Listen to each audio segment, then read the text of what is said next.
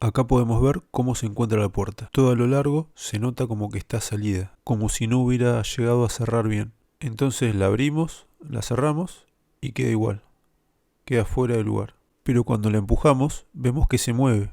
Este espacio que queda no solo es molesto visualmente, sino que cuando uno va en velocidad, entra aire por ahí.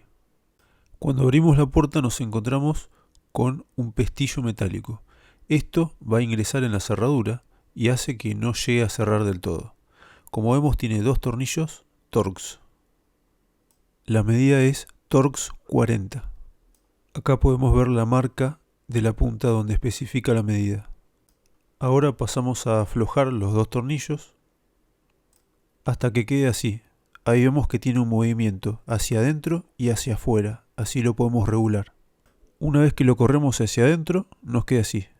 Como vemos, ahí quedó mucho mejor alineada. Ya no entra viento y queda mucho mejor estéticamente. Cuando empujamos, ni se mueve la puerta. Queda completamente cerrada. Acá les dejo una comparativa de cómo estaba antes y cómo está ahora.